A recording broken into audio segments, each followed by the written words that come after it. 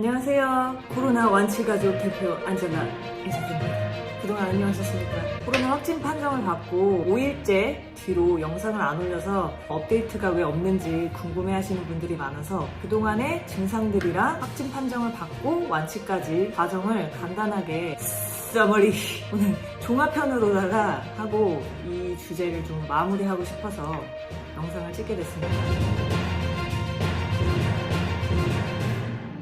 제가 데이 5 뒤로 영상을 안 올린 까닭은 남편이 확진 판정을 받을 때까지 만 4일의 시간이 걸렸잖아요. 그 뒤로 안정세를 보이기 시작했어요. 안정세라 하면 열도 내리고 그렇게 특별히 기존과 달리 뭐 하루하루 지날 때마다 새로운 증상이 나타나거나 이랬는데 그런 면들이 전혀 없어서 영상에 사실 업데이트 할 게 없더라고요. 그래서 오늘은 데이 1부터 저희 남편이 완치 판정을 받을 때까지 하루하루 증상이 어떻게 달랐는지 그리고 그 뒤에 어떻게 다 나았는지에 대해서 얘기를 해볼까 해요. 여러분들의 걱정과 우려에 힘입어서 이제 정상 출근을 하고 있고요. 데이 1부터 영상을 쭉 보신 분들도 계시겠지만 못 보신 분들을 위해서 먼저 남편이 코로나 증상을 처음 보이기 전에 배경에 대해서 설명을 드리면 저는 30대 후반이고 남편은 40대 초반이고 아이들은 지금 3살, 만 3세가 간 넘었고요. 남편은 평소에 운동도 자주 하고 고혈압이 있고 그 외에 기저질환은 없는 건강한 40대 초반의 남성으로서 잠복기가 2일에서 14일이라고 하잖아요. 그래서 쭉 첫 증상이 발현되고 지난 2주를 돌아보건대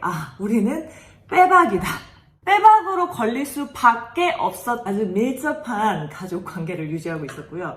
심지어 남편이 아이들을 소파에서 품에 안고 자고 있었어요. 아이들을 침대에 데려다 주고 정확히 30분 뒤에부터 오한을 느끼기 시작했어요.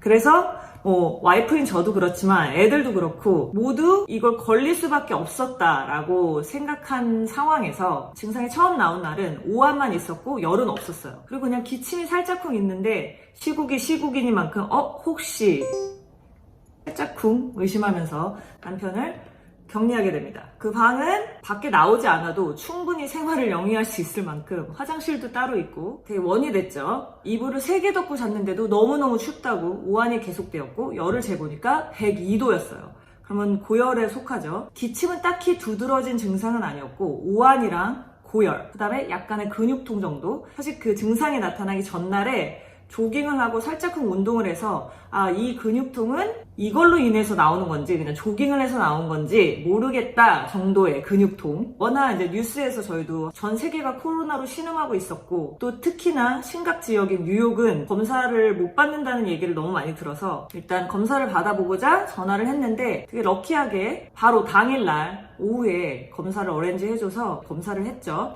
이제 현장에서 열을 쟀을 때는 100.2도 역시 고열이지만 그 사이에 이제 남편이 일어나서 고열이고 자기가 검사를 받을 수 없을지도 모르는 상황이고 병원에는 당연히 못 간다는 걸 알고 있었기 때문에 타이레놀을 복용한 상태로 검사를 받으러 갔습니다. 밀접 접촉자인 저희 가족, 저랑 아이들은 검사를 해줄 수가 없다고 해서 그냥 돌아왔고 저희는 마스크가 없었기 때문에 남아있는 마스크를 남편한테 이제 몰빵하기로 했죠. 본격적인 이제 주부 생활에 돌입하게 됩니다. 이제 삼시세끼를 챙기고 아이들을 혼자 보고 빨래하고 설거지하고 그러다가 그래서 데이 2 이틀째 일어났을 때 열을 재보니까 여전히 100도를 넘어가는 고열이었고 역시나 오한이 있었고 근데 이날은 이제 시어머니가 전기장판을 갖다 주셨어요. 그래도 이불도 막 3개씩 하면서 약간 땀도 내고 본인이 원래 감기 몸살 걸렸을 때 땀 내면서 이겨내는 스타일이어서 옷도 껴입고 이불도 3개 하고 전기장판 켜고 땀 뻘뻘 흘리면서 잤단 말이에요. 왜냐면 이때까지는 아직 코로나인지 아닌지 모르는 상태였기 때문에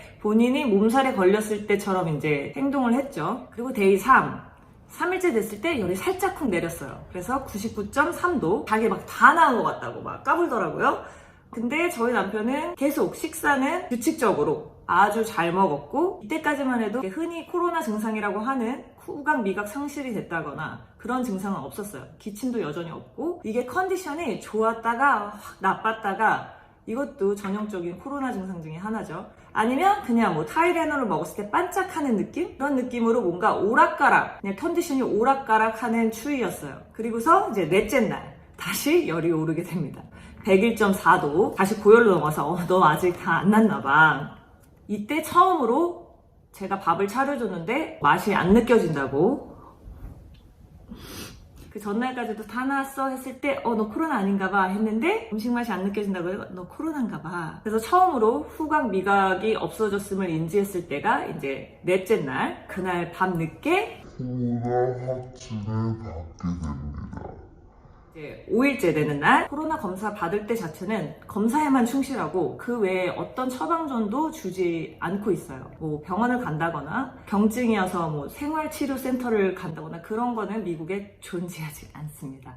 병원에 안 가고 싶어서 안 가는 게 아니에요. 못 가고 있습니다. 그리고 저희 남편은 옛날에 몸살이 있었을 때와 증상이랑 거의 비슷했기 때문에 사실 병원에 갈 수 있다고 하더라도 가지 않았을 것 같아요. 그리고 지금 현재 뉴욕은 감염 위험이 높기 때문에 병원에 가는 걸 자제하라고 권고하고 있는 상태고요. 주치의를 통해서 약을 처방받게 됩니다. 여기서 항생제랑 말라리아 약을 받게 되는데 말라리아 약 같은 경우는 확진 판정이 있어야 됐기 때문에 저희가 확진을 받고 의사랑 컨택이 돼서 이제 처방을 받게 된 케이스고요.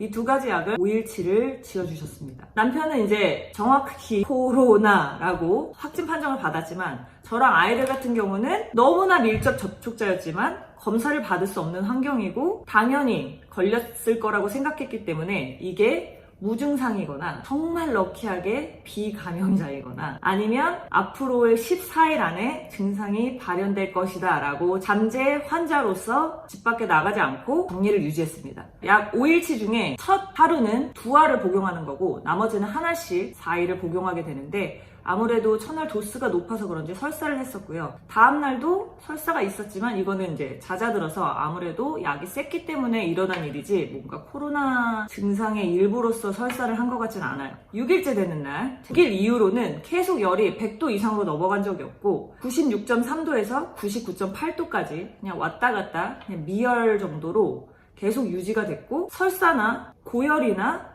오한이나 미각, 후각의 상실 이런 문제는 이제 없었어요. 그래서 제가 뭔가 이렇게 두드러진 특징이 없었기 때문에 영상을 안 찍었던 거예요. 역시나 나 다 나은 것 같아 이러다가도 하루 종일 존다든지 너무 피곤하다고 기운이 없는 상태 뭔가 두드러진 증상은 보이지 않지만 정상 생활을 하기에는 약간 무리가 있는 정도. 그래서 그냥 가볍게 집 앞에서 광합성을 한다든지 살짝 후 뒷마당을 걷는다든지 그 정도의 액티비티만 있었고 그러니까 저희 남편이 확진 판정을 받았을 때는 이미 애초부터도 너무 중증이 아니었고 호흡기 질환이니까 기침이 있게 되면 정말 이 증상이 심각하게 중증으로 발전될 수 있는데 저희 남편 같은 경우는 기침을 안 한 게 아마 경증으로 끝나는 키가 아니었나 라고 생각이 되고 약에 관해서는 이미 확진 판정을 받았을 때 어느 정도 호전된 상태였기 때문에 사실 그냥 타이레놀만 먹고도 이거를 이겨낼 수 있지 않았을까라고 저는 생각해 보지만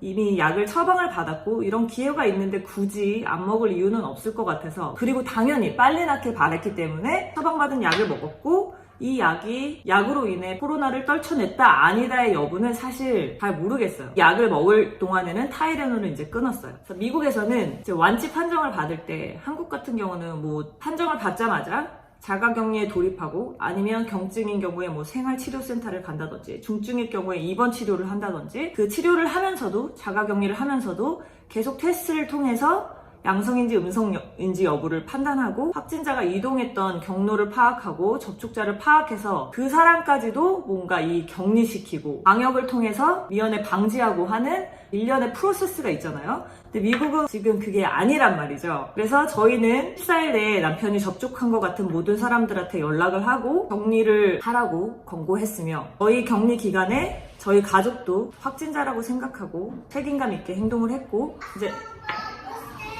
판단을 하는 조건은 다음과 같습니다.